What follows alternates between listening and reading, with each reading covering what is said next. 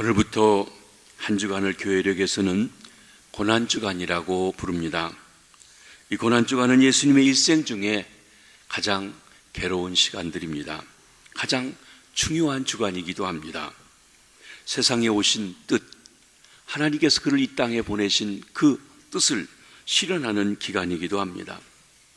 예수님의 공생애를 기록하고 있는 복음서의 3분의 1이 바로 이 한 주간의 사건을 자세하게 소개하고 있는 것을 보아도 알 수가 있습니다. 그만큼 예수님의 순환이 중요하다는 것입니다. 특별히 금주 금요일, 성금요일, 굿 프라이데이는 순환의 절정으로 예수님께서 십자가를 지심으로 인류 구원을 완성하신 날입니다. 우리는 아침 9시부터 오후 3시까지 6시간 동안 십자가에 달려서 고난당하신 주님을 생각하며 묵상하며 때론 금식하며 기도하는 날로 지킵니다. 금주 8시부터는 금요영성 집회로 온 목장들이 함께 모여서 주님의 고난을 함께 묵상하며 기도하며 예배하는 시간을 가지려고 합니다. 고난을 주간을 시작하는 오늘을 종려주일 팜선데이라고 부릅니다. 예수님께서 6월절 엿새 전 베다니 마을에 도착하셨습니다. 그리고 안식일을 조용히 쉬십니다. 그 다음날 아침, 곧 종려주일 아침에 예수님께서 예루살렘에 입성하시는 준비를 합니다. 예수님은 익지 않은 무화과나무의 집이라고 불려지는 벳바게에서 나귀 새끼를 타고 예루살렘으로 입성하셨습니다. 무리들이 겉옷을 피고 그를 환영하며 손에 종려가지를 들고 호산나 다윗의 자손이여를 외쳐댑니다. 예수님을 열렬하게 환영하였습니다. 종려가지를 들고 예수님을 왕으로 맞이한 주일이기 때문에 종려주일 팜선데이라고 부르는 것입니다.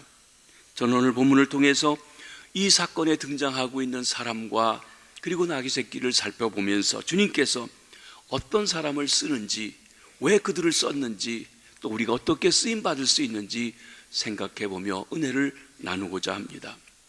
첫째로 나귀 새끼의 주인입니다. 그는 주가 쓰시겠다고 할 때 즉시 드린 사람입니다. 이 사람이 누군지 이름이 나와 있지 않습니다. 음행의 성도입니다. 그러나 예수님의 생애 중에 숨어서 늘 봉사한 사람임에 틀림없습니다. 제자들도 모르게 숨어 봉사했습니다. 그러나 주께서 쓰시겠다는 말만 전해도 주님이 필요하시다고 하면 언제든지 드리겠다고 하는 마음의 준비와 그리고 준비한 채 기다리고 있었던 사람이기도 합니다. 당시 많은 사람들의 나귀 새끼를 가지고 있었습니다. 주님, 예수께서는 아무것이나 타신 것이 아닙니다. 준비된 성도, 이 무명의 준비된 성도가 쓰임받게 되어진 것입니다.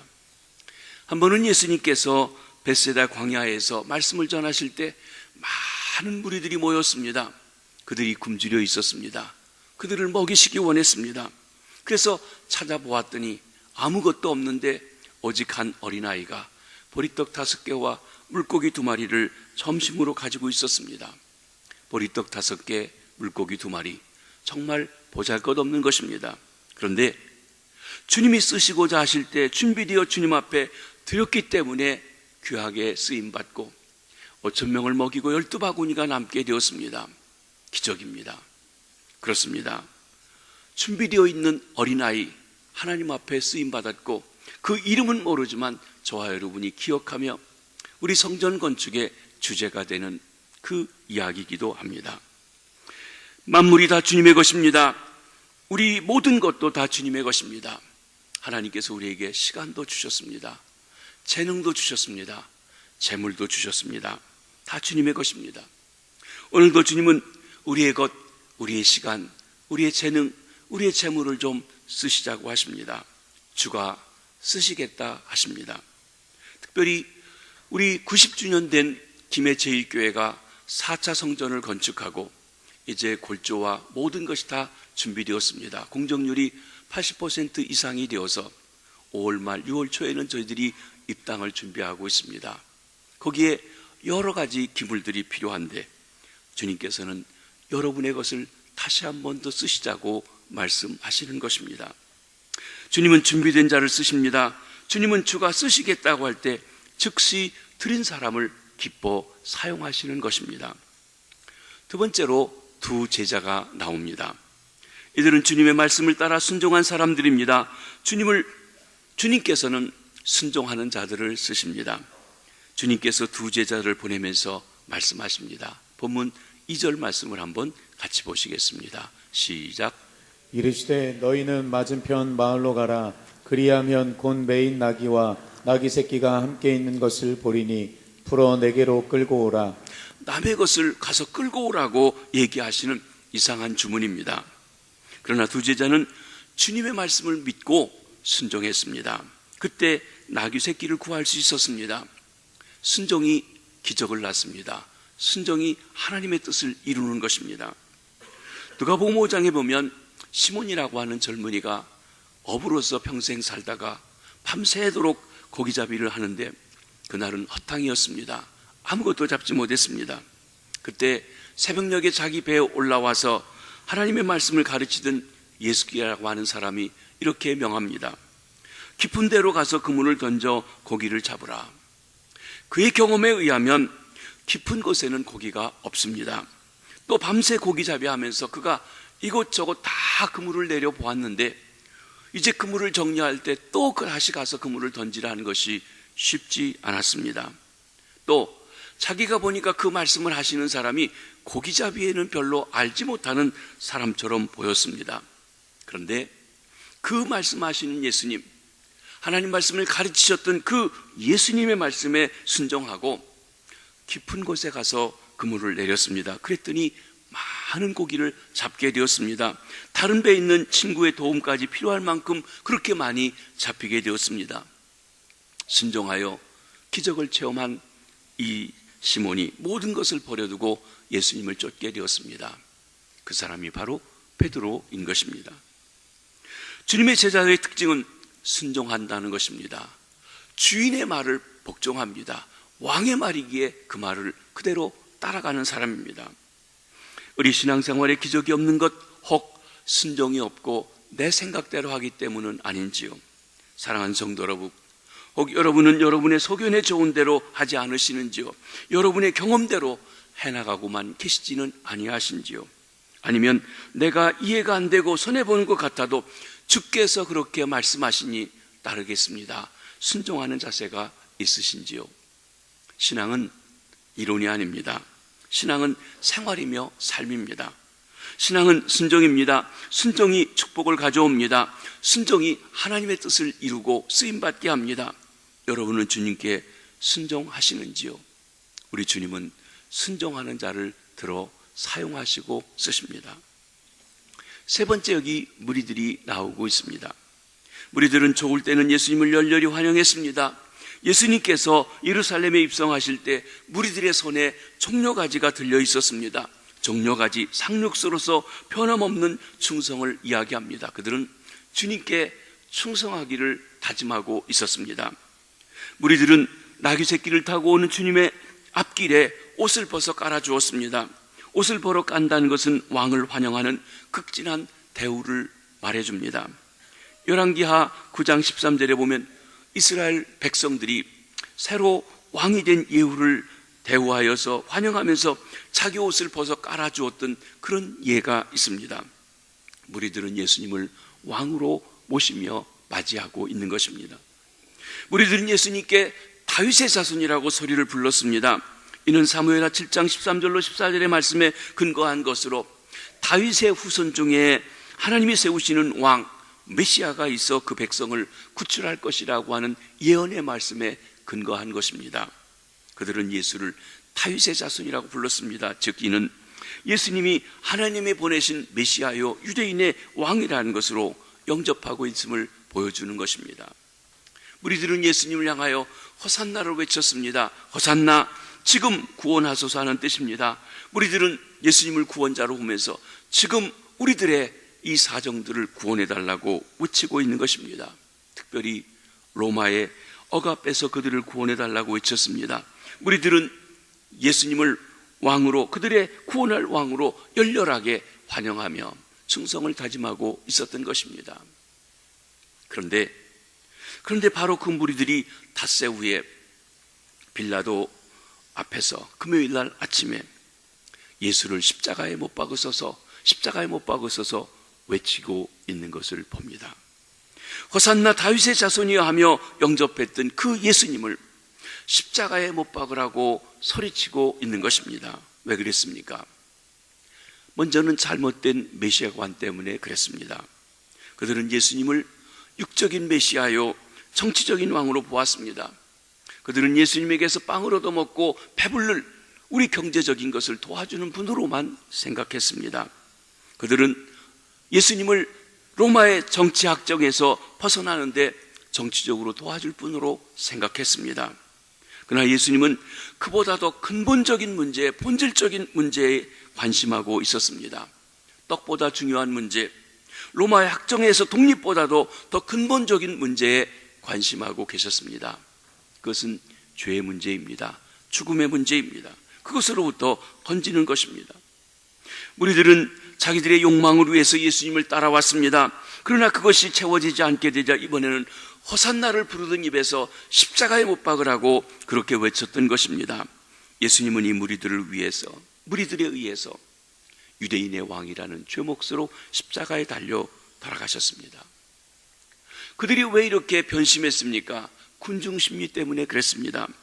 많은 사람이 하니까 덩달아 따라가는 것 위험합니다. 사실 무리들은 제자들이 겉옷을 벗어 나귀 위에 깔고 예수님의 입성을 준비하는 것을 보자 자기들도 옷을 벗어 깔게 되었던 것입니다. 또 십자가에 못 박으라고 외치는 것도 대제사장들이 돈을 주어서 바나바를 놓아주고 예수를 십자가에 못 박으라고 충동하게 되자 그에 선동되어서 그렇게 되었던 것입니다. 개인적인 추구를 통해 하나님을 임재를 만나고 하나님에 대한 인격적인 만남이 갖지 못한 신앙은 결국 군중심리의 물결에 이리저리 흔들리게 되는 것입니다. 어제 주님을 열렬히 환영하고 내일 주님을 배반했던 군중들의 모습 속에 혹 저와 여러분 우리의 모습은 없으신지요? 한 입으로 호산나 다윗의 자손이요 그리고 십자가에 못 박아서를 함께 외칠 수 있는 무리들, 혹 저와 여러분 우리가 그런 사람들 부류에 속하지는 아니하시는지요? 사람은 변합니다. 살도 변합니다. 너무 쉽게 변합니다. 그러나 우리 주님은 변치 아니하십니다. 어제나 오늘이나 영원토록 동일하신 분이십니다. 주님은 변치 않는 마음을 가지고 주님을 따르는 신실한 충성스러운 이들을 사용하시고 쓰시는 것입니다. 네 번째로 왕 대신 예수님을 태운 나귀 새끼가 있습니다. 어떻게 나귀 새끼는 왕이신 예수님을 태울 수 있었습니까? 어떻게 나귀 새끼는 왕이신 예수님을 끝까지 잘 모실 수 있었습니까? 여기 주님이 쓰시겠다고 하는 자격과 차세가 있습니다. 이는 아무도 타보지 않은 순결하고 흠없는 나귀 새끼입니다. 마가복음 11장 2절 하반절에 보면 아직 아무도 타보지 않은 나귀 새끼가 매어 있는 것을 보리니 풀어 끌고 오라 라고 말씀하셨습니다. 그렇습니다. 아무도 타보지 않은 순결한 그리고 흠이 없는 나귀였기 때문에 왕 대신 예수님을 태울 수가 있었던 것입니다. 주님은 깨끗하고 순결한 자들을 들어서 일하십니다. 사실 집에서 사람들이 그릇을 쓸 때에도 깨끗한 그릇을 씁니다. 더러워진 그릇은 씻은 다음에야 쓸 수가 있는 것입니다. 디모데후서 2장 20절로 21절에 하나님의 집에 쓰임받는 그릇에 대한 다음과 같은 말씀이 있습니다. 한번 같이 읽어보시도록 하겠습니다. 시작.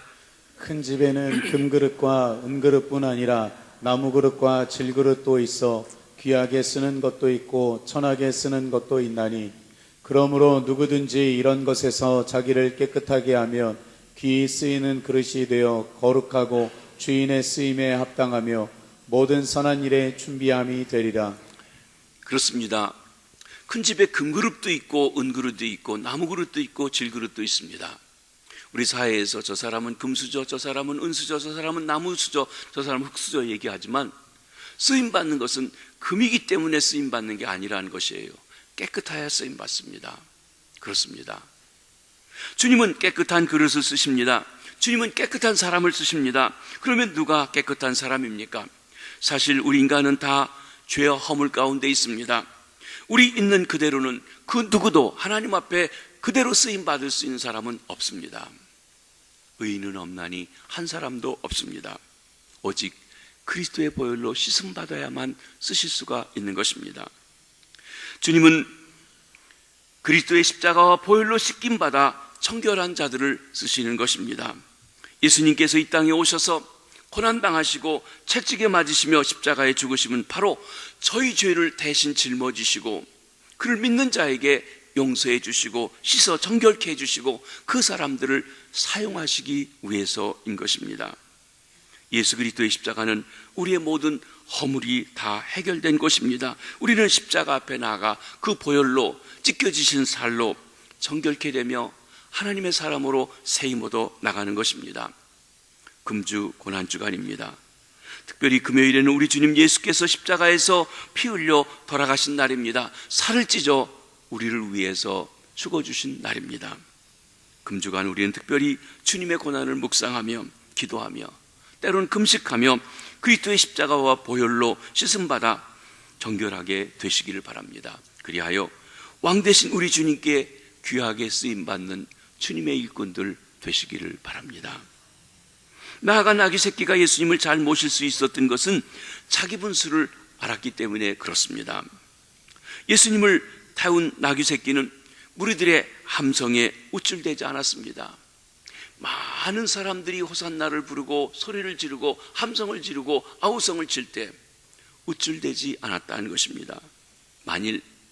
만일에 나귀 새끼가 무리들의 열렬한 환영이 자기 때문인 줄 착각하고 우쭐댔다면 그 위에 타고 계셨던 왕 되신 예수님께서 떨어지셨을 것입니다. 백성이 환호성을 지르는 것이 왕이신 예수님을 보고 고함치는 것입니다. 나귀 새끼를 보고 고함치는 것이 결코 아니라는 것입니다. 우리 중에서도 주의 일을 하면서 우쭐대서는 아니 됩니다. 날 보고 함성을 지르는 것이 아니라 내 안에 계신 주님 때문에 환호성을 지르는 것인 걸 깨달아야 합니다. 어떤 이는 일을 해놓고 얼마나 떠벌리고 자랑하고 우쭐대는지 모릅니다. 일은 잘합니다. 그러나 우쭐대기 때문에 주님이 영광 받으실 기회가 없습니다. 내가 죽어야, 내가 없어져야 주님께서 높임 받으시고 주의 생명이 나타납니다. 옥합이 깨어져야 향기가 드러나는 것입니다. 주님은 자기 분수를 알아 우쭐대지 않는 사람을 사용하시고 써주시는 것입니다. 마지막으로 나귀 새끼를 타신 겸손한 왕 예수 그리스도께서 계십니다. 왕 되신 예수님께서는 나귀 새끼를 타고 예루살렘에 입성하셨습니다. 이는 매우 특이한 일입니다. 왜냐하면 보통의 경우에 이방의 왕들은 말을 타고 다녔던 것입니다. 그런데 예수님께서는 나약한 짐승인 나귀, 그것도 새끼 나귀 새끼를 타셨던 것입니다. 여기 예수님께서 되시려는 왕의 성격이 나타나 있습니다. 오늘 본문 앞에 마태복음 20장 25절로 28절에 보면 이방의 왕과 왕이 되시려는 예수님의 모습이 비교 대조되어 있는 것을 봅니다. 예수님은 유대인의 왕으로 환영을 받았습니다. 그러나 예수님은 이방의 왕들처럼 다스리고 권세를 부리고 행세하려고 한 것이 아니었습니다. 예수님은 섬기는 왕으로 오셨습니다. 마태복음 20장 28절 말씀을 한번 보시겠습니다. 시작. 인자가 온 것은 섬김을 받으려 함이 아니라 도리어 섬기려 하고 자기 목숨을 많은 사람의 대속물로 주려 함이니라. 예수님이 겸손히 섬기러 오셨기에 나귀를 타신 것입니다. 예수님은 유대인의 왕이라는 죄명으로 십자가에 달리셨습니다. 십자가에서 자신의 목숨을 대속물로 주어 죄인들을 섬겨주신 것입니다. 저와 여러분을 섬겨서 십자가에 피 흘려주신 것입니다. 그러기에 나귀 새끼를 타신 예수님, 그를 왕으로 모시고 사는 성도들은 남을 부리고 권세를 부리고 휘두르려고 하는 것이 아니라 섬기는 삶을 살아가야 합니다. 자기 목숨을 주어서까지 섬기는 모범을 보여주신 예수님을 뒤따라 가야 합니다. 주님은 섬기는 자세를 가진 사람들을 통해서 일하시고 쓰시는 것입니다. 나귀 새끼를 타신 예수님의 모습 속에 곧 이어질 고난이 암시되어 있음을 봅니다. 예수님께서는 사랑하는 죄자에게 배신당하여 팔려오셨습니다. 예수님은 기도하는 동산에서 불법으로 오늘말로 하면 영장도 없이 체포당하신 것입니다. 예수님은 로마 군병들에게 채찍으로 맞으시며 머리에 가시관을 쓰시고 양손과 양발에 못을 받으시며 십자가에서 처절하게 죽으셨습니다. 예수님은 죄가 없으신 분인데도 가장 흉악한 죄인처럼 십자가에 달리셨습니다. 이는 저와 여러분 우리의 죄를 대신 짊어지신 것이신 것입니다.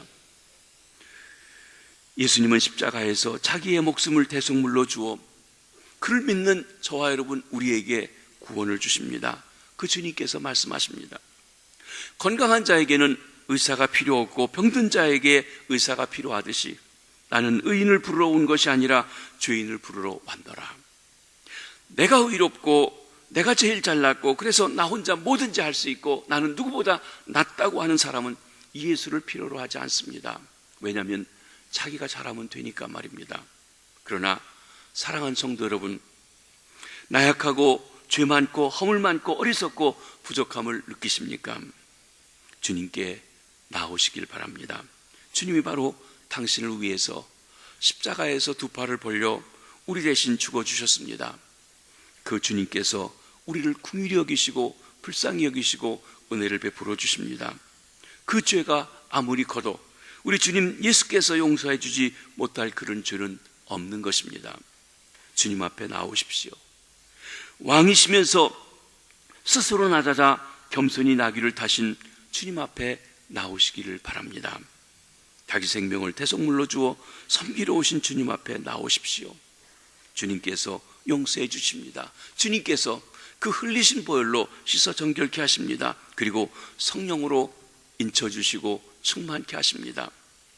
그 찢기신 살로 우리를 새 힘을 주십니다. 평강을 주십니다. 하늘의 기쁨으로 충만케 채워주실 것입니다. 그리하여 우리 주님께 귀하게 쓰임받는 일꾼들이 되시기를 바랍니다. 주님께서 여러분을 쓰시기를 원하십니다. 주님이 우리를 쓰시겠다고 말씀하십니다. 처음에 말씀드렸던 것처럼 우리 성전 건축을 위해서 여러분이 1차, 2차 성전 건축을 하시고 지금도 쓰임받고 계십니다. 그런데 우리 주님께서 이제 입당을 앞두고 기물을 봉헌하는 일을 위해서 여러분을 한 번 더 쓰시기를 원하십니다. 많은 분들이 언제 우리 성전 기물 봉헌합니까? 어떤 분은 전화해서 목사님 십자가는 제가 하겠습니다. 강대상은 제가 하겠습니다. 그리고 이미 그랜드 피아노 아주 큰 거 좋은 것 작정해서 헌금까지 내놓으신 분도 계시고 여기 티파니도 4개 한 짝 들어와 있습니다. 어느 분은 이렇게 자신들의 뭔가를 하시겠다고 해서 우리가 여러분이 관심 있는 목록들을 앞뒤로 적어드렸습니다. 근데 제가 여러분에게 부탁드리고 싶은 게 있습니다. 여러분이 충분히 그동안 하셨다면 안 하셔도 됩니다. 그런데 이것만은 꼭 좀 해주시면 좋겠습니다. 그게 뭐냐면 의자입니다. 내가 앉아서 예배드릴 의자, 우리가 본당과 중위층까지 해가지고 2200개의 의자가 필요합니다. 좌석입니다. 물론 장의자에서 한 사람씩 앉는 몫으로 나눴을 때 한 사람당 앉을 수 있는 부분이 10만 원 정도 됩니다. 만약에 2사람이라면 한 가정이 4사람이라면 좀 내가 전도할 사람까지 10사람이라면 이렇게 계산하실 수 있을 것입니다. 또 그것하고 더 하실 분들은 한번 찾아보시기 바랍니다. 여러분의 자녀들이 교회 학교 다닌다고 있다고 하면 내가 우리 아이가 교회 학교 다니면서 앉을 의자 또 저 할 수 있으면 거기에 있는 여러 기물들을 제가 좀 하겠습니다. 어느 분은 주방에 대해서 관심이 많으세요. 주방 기구에 대한 얘기를 했습니다. 그런데 여러분이 할 수 있으시면 사가지고 오시지 말고 우리가 전체를 세트로 이렇게 주문했기 때문에 요건 빼고 요건 내가 가져온 물건을 넣어주십시오. 그렇게 할 수는 없습니다. 양해해 주시고 또 여러분들이 보셔서 하시면 좋겠습니다. 나는 다음 세대에 관심이 많습니다. 어린이 놀이터를 하겠습니다 하면 1억을 하시면 어린이 놀이터 그 공간에 있는 전체 것을 하는데 1억이 든다고 합니다. 스크린도 있습니다. 스크린도 본당 이번에는 이 영상으로 이렇게 띄우는 것 좀 희미한데 LED 스크린은 아주 선명하고 잘 보이고 좋습니다. 본당 것이 약 7,200만 원인가 들죠. 그리고 그 중예배실에 있는 것, 중예배실이 우리가 새벽기도와 수요예배, 금요영성 집회 많이 모이게 될 텐데 2천만 원 지금 예산을 하고 있습니다. 또 음악을 하시는 분들은 악기에 대한 부분들이 있습니다. 우리가 다 생각지 못한 부분이 있다면 하시는데 그랜드 피아노만 본당에 필요한 것이 아니라 중위층에 있는 이 업라이트 피아노도 필요하고 또 소예배실에 필요한 여러 가지 그런 악기들도 필요합니다. 여러분들이 보시되 뭐 지금 작정해서 내셔도 되고 아니면 가져가셔서 기도하시면서 여기 있는 걸 작정하셔서 작정서를 내시면 되고요. 헌금을 하실 때는 지금까지 하셨던 헌금 봉투, 성전 건축 헌금 봉투에 사용하시지 말고 그것은 전체를 위해 작정하신 걸 하시고 기물은 기물을 위한 성전 기물을 드리기 위한 헌금 봉투를 따로 준비했으니 그것을 사용해서 해주시면 감사하겠습니다. 주께서 여러분들을 쓰시겠다고 하십니다. 주님 앞에 쓰임받는 우리 모든 성도님들 되시길 주의 이름으로 축원합니다. 기도하겠습니다.